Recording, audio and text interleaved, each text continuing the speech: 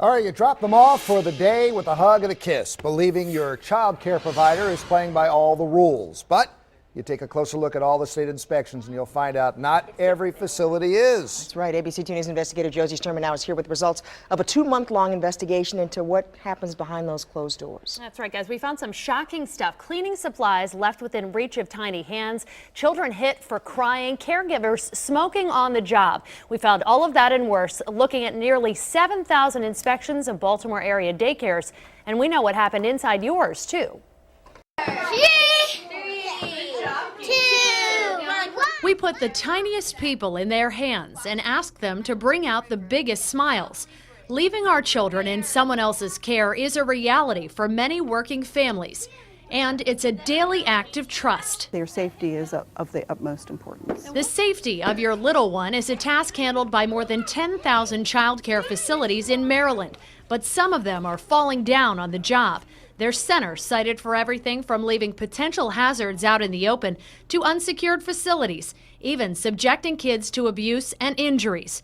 It's not a secret, but many parents still don't know. The sad part about daycares is that you honestly don't really hear anything unless it's something tragic. But Baltimore County's Robin Murphy doesn't want to wait for bad news as she searches for care for her 19-month-old. As a mom trying to juggle life with her energetic toddler Jess and a work-at-home job, she wants information now about how facilities fare when parents aren't watching. I think it's your children. I think I need to know. We know what's happening behind closed doors after pulling violations from nearly 7,000 inspections done at child care facilities in Baltimore City and 4 surrounding counties in the last 18 months. ABC 2 News investigators got them from the Maryland Department of Education's Office of Child Care, which sends inspectors in to make sure providers are meeting dozens of regulations that oversee everything from training to how kids are monitored when they sleep. What they find might surprise you. Within those reports, ABC 2 News found facilities written up 762 times for the storage and accessibility of potentially hazardous items. Things like sharp objects, cleaners, even alcohol. 496 inspections turned up general cleanliness violations. We also discovered 125 child supervision issues, 43 violations for security, and even 14 facilities listed as non-compliant because inspectors didn't find a lead-safe environment. When they look at that, it's a snapshot in time. A snapshot 103 licensing specialists capture across the state. They work for Liz Kelly, the director of the state's Office of Child Care. Under her watch, the information those people find was brought to the public eye. It's now available online, in part, through Check Child Care Maryland.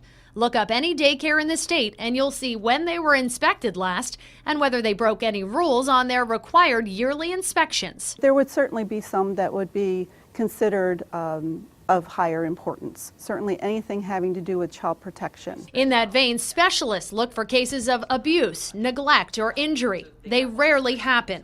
In the nearly 7,000 records ABC 2 News examined, only 2 cases pop up in the last 18 months. In Baltimore County, this daycare in Randallstown was cited in June 2011 after a state report says the caregiver told a young boy he couldn't have snack because of his behavior. The owner didn't respond to calls and emails for comment. The woman who runs the in-home daycare in this West Baltimore house told us she didn't want to comment. She was cited in April 2011 after a report says she hit an 8-year-old child on the arm and her husband called him a gay derogatory term because he was crying. Those are clear-cut violations for the state, but some believe other citations have shades of gray. I think it all depends on that inspector's interpretation of that violation. Richard Huffman owns Celebrate, the largest private provider of preschool in Maryland. He says his company not only meets state standards, it exceeds them. But within his 20 centers, he says even they get a check in the box every now and then. The state's online system could leave parents, though, thinking the violations are far worse than they seem because you don't get details. So Richard says a drop of jelly on the floor or a napkin by the trash can gets labeled as an overall cleanliness issue. They're leaving it up to that parent to actually then investigate further of it. And as we know, most parents won't dig that deep. Huffman and some others are glad parents have more information to make decisions, but they think the state should post more detail with its child care inspection reports so you get the whole story. As a guy who runs daycares, do you think sometimes that maybe that information shouldn't be made public until it can be complete? 100%. But the ball's rolling, it's out there. But the state says some information has to stay off the web, in part because the detailed reports contain confidential information like children's names. And it's partly a legal problem.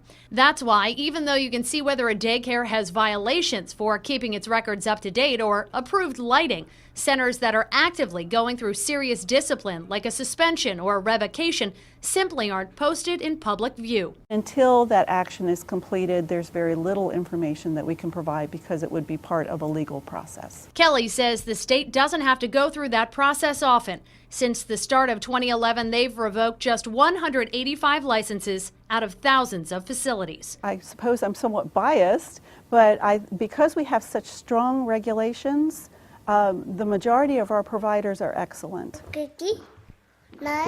That's exactly what moms like Robin Murphy want to hear. She continues to search and juggle the demands of being a work-at-home mom, although she says she still hasn't found the perfect place for Jess to start her education. And as Liz Kelly from the state said, the vast majority of Maryland child care providers are excellent. But of course, you want to know, how can you tell? Tomorrow at 5, experts weigh in on asking the right questions, looking for warning signs of a problem. But in the meantime, we know you want to look up the centers and homes you use right now. Just go to abc2news.com. You'll find this story on our homepage right there. How safe is your child's daycare? Within that story itself, you just go down and click the link about child care information. That'll take you directly to the state's website where you can type in facilities by name, by zip code, by county, and each one will give you a breakdown of the violations they've had, the non-compliances they have found in the most recent inspections. You'll find all of that. Just go to abc2news.com. Josie Sturman, ABC 2 News Investigators.